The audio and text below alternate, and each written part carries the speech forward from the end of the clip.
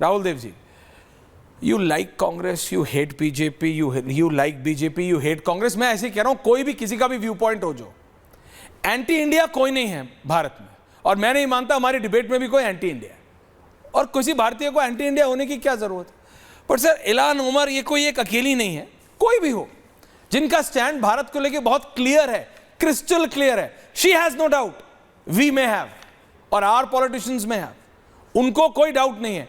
ऐसों के साथ क्या बात करेंगे सर? ये ऐसी स्टेटमेंट्स देना कि भारत में आप सिख हैं, आप कड़ा नहीं पहन सकते, आप पगड़ी नहीं पहन सकते, 84 के बाद तो ऐसा कोई भी घटना कभी हुई नहीं सर, किसी को अपनी पगड़ी हटाने की जरूरत पड़ी हो। रियलिटी ये है, it's harsh but right. Sir देखिए, जहाँ तक ये सिखों के बारे में उन्होंने पगड़ी और कड़े के बारे में कहा है, अगर कहा है, क्योंकि मैंने वो उनके वाक्य सुने नहीं है सर, लाउड एंड क्लियर कहा है, मैंने 4 बार चेक किया सर। लेकिन अगर ये उन्होंने कहा है और सचमुच इन्हीं शब्दों में कहा है, तो मैं इसकी घोर निंदा करता हूँ। ये बिल्कुल गलत बात है। मैं नहीं जानता उन्होंने ये क्यों कहा है, किस आधार पे कहा है, और अगर उन्होंने कहा है तो उनको इसके उदाहरण देने चाहिए। वो जवाबदेह हैं अपनी हर बात के पूरा लिए। वीडियो सुन लीजिए, तो ये जवाबदेही मैं उनसे चाहता हूं कि अगर उन्होंने ये कहा है तो वो बताएं कि किस आधार पे कहा है और ऐसी कितनी घटनाएं हुई। तो मैं इससे बिल्कुल सहमत नहीं हूं, मैं इसकी आलोचना कर रहा हूं और सख्त निंदा कर रहा हूं। अगर उनके पास आधार हैं, प्रमाण हैं, तो वो पेश करें। दूसरी बात, इल्हान उमर की बात। पहली बात यह कि मैं ये नहीं मानता कि राहुल गांधी सहित कोई भी, किसी भी प्रमुख पार्टी का या कोई भी भारत का सांसद और बड़ा नेता भारत विरोधी है या हो सकता है। ये आपने भी कहा, मैं भी ये मानता हूँ। राहुल गांधी को भारत विरोधी मानना तो एक अजीबोगरीब बात हो जाएगी। ऐसा नहीं, मैं नहीं मानता। आप बाकी लोग जिसको जो मानना है वो मान ले।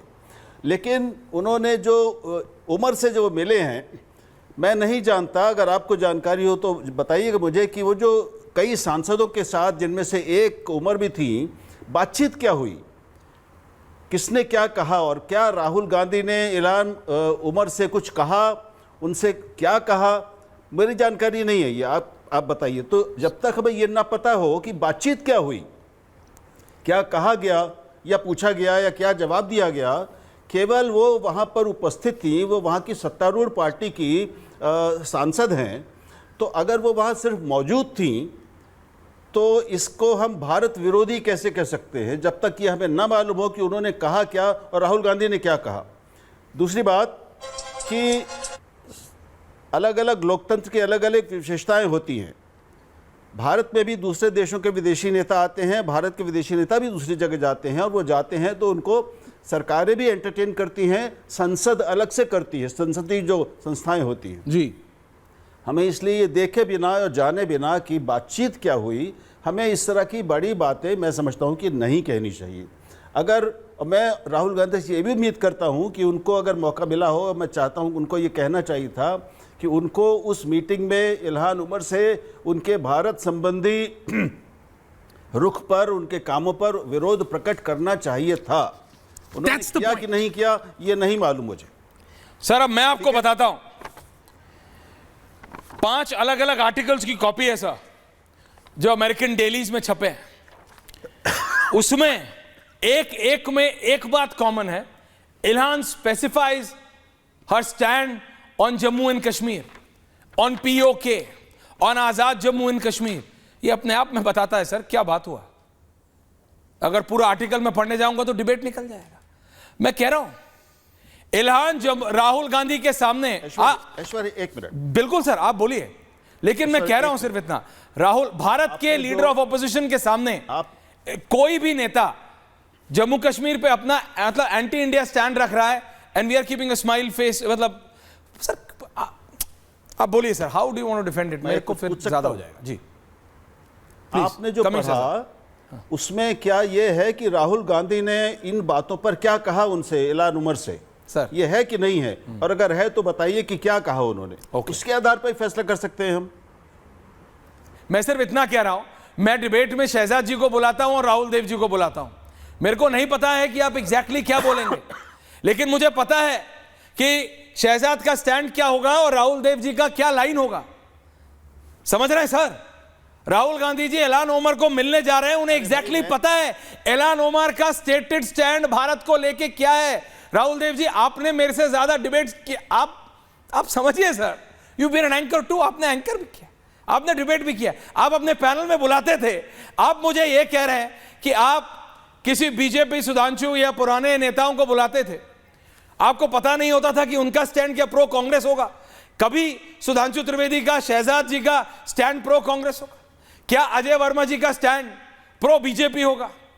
आप समझिए तो मैं क्या कह रहा हूं, और जनता समझती है सर। ये आप उसको इतनी बारीकी में जाके you are trying to defend, आप करिए sir, that's your viewpoint, you are free to do it, but that's not right Rahul ji. एक minute, hold on, I object. You can, but please. मैंने कहा कि अगर उन्होंने, राहुल गांधी ने कोई जवाब नहीं दिया तो ये उनकी गलती है। आ रहा हूं मैं उनसे इसका जवाब भाटिया जी आ रहा हूं, चाहता हूं। प्रियंका जी मैंने कहा है, आपका ही उसमें कहा, मैं डिफेंड कहां कर रहा हूं उनको? नहीं, आई फेल्ट सो, किया मैंने, आई फेल्ट सो आप कि रास्ता ढूंढ रहे हैं, आप एक बारीक रास्ता ढूंढ रहे हैं राहुल को डिफेंड करने का। Rahul ji, you haven't heard, Okay, you sir. haven't heard what I said. ठीक है I सर, नहीं said मैंने सुना clearly. Okay, I said clearly that जी। I want to know what Rahul Gandhi said on Bhatia ji uh these issues. समझ गया सर, What was the conversation? एक वाक्य, क्रिस्टल क्लियर, समझ गया। प्रियंका जी आ रहा one हूं, line. माफी चाहता हूं, वेट कर रही हैं। Shahzad quick counter, just one, ji just Bhatia one. जी आ रहा हूं। देखिए, 84 में मुझे राहुल जी बहुत वरिष्ठ पत्रकार हैं। उनको पता है कि प्रधानमंत्री या भारत का एलओपी, जब उससे कोई डेलीगेशन मिलने आता है तो डेलीगेशन में कौन होगा, एलओपी या पीएम तय करेंगे। पूरी लिस्ट बाकायदा जाती है, वो वेट होती है, कौन आ रहा है कौन नहीं आ रहा है, और फिर वो ऑडियंस देते हैं। पहली बात। दूसरी बात, तो उनको भली बात ही पता है कि ये कौन आ रहा है मेरे सामने, और अगर उनकी मंशा होती कि इल्हान उमर को उनके व्यूज के लिए काउंटर करना है तो वो अभी तक काउंटर क्लैरिफिकेशन आ जाता। पर दूसरी बात मैं बोलता हूं, सिखों वाले बयान पर एसएफजे का एक जारी हुआ है गुरवंत सिंह पन्नू का लेटर, कांग्रेस का अधिकृत खंडन आया है क्या उस पर? ना ना बस ना। रतेंद्र भाटिया जी, रतेंद्र भाटिया जी, रतेंद्र भाटिया जी, अगर नहीं आया है तो गलत है, उनको करना चाहिए, वो जवाबदेह हैं। मैं बार बार कह रहा हूं, पॉइंट टेकन राहुल राहुल जी। गांधी अपनी की गई हर बात के लिए जवाबदेह है। Okay sir, point taken. Ratendra Bhatia, Priyanka ji, Deepak Ranjan ji. Sir, Bhatia ji बोलिए। सर ये बात तो आज आ रही है। मैं तो इस बात को पहले ही भली भांति आपको कल नेशनल टीवी पे बोल चुका था कि ये बड़ा ही गंभीर मुद्दा है। उन्होंने वहां के खालिस्तानी सिखों के बीच में बैठ के, मुझे नहीं पता वजह डर है, वजह भय है, या क्या वजह है, और उन्होंने वहां खालिस्तानी सिखों के बीच में बैठ के उनको सपोर्ट किया, ये कहते हुए कि हिंदुस्तान के सिख को उनका हक नहीं मिल रहा, यहाँ पर उनके ऊपर जातियां हो रही हैं, उनकी पकड़ी। इसका मतलब तो यही हो गया ना, उनकी पकड़ी उतारी जाती है, कड़ा उतारा जाता है। का क्या मतलब है कि सिख के ऊपर ज्यादती हो रही है हिंदुस्तान में? इसका यही मतलब है ना जनाब। आज मैं आपसे पूछता हूं नेशनल टीवी पे दोबारा, ये जो पुन्नू और ये इस तरह की जितनी भी संस्थाएं हैं, ये वहां कर क्या रही हैं? यही तो कर रही हैं जनाब। ये वहां से इन सिखों को भड़का के, इनके मकान, इनके खेत बिकवा के वहां ले जाके खालिस्तानी फोर्सेस में जबरदस्ती इनको वहां पर पैदा करके इंडिया के खिलाफ इन लोगों को भड़का के, फुसला के, बहला के इनके खिलाफ खड़े हो रहे हैं। और आज राहुल गांधी उन्हीं के साथ, उन्हीं के सामने यही बात उनकी पक्की कर रहे हैं। शर्म आती है मुझे। ये लीडर ऑफ द ऑपोजिशन है, इनकी हिम्मत कैसे हुई वहां जाके उन एंटी इंडियन सिखों के साथ मिलकर इन्होंने ये स्टेटमेंट दे दिया, और कांग्रेस के पास कोई जवाब नहीं है। दूसरी बात बहुत इंपॉर्टेंट जो अभी वर्मा जी ने कही, इनको अभी भी शर्म नहीं है 84 पे।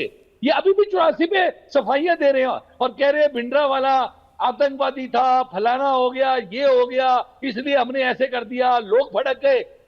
पहली बात तो भिंडरावाला के खिलाफ आज तक एक भी एफआईआर नहीं है, इनकी नॉलेज में नहीं है, तो चेक करके सामने लाए टीवी के ऊपर। दूसरी बात, जो हुआ सिख की भावनाओं को कुरेदिए मत। आप फिर से सिख की भावनाओं को, सिख हिंदुस्तान के साथ है, अगर सिख हिंदुस्तान के साथ नहीं होता तो 84 को भूलता नहीं।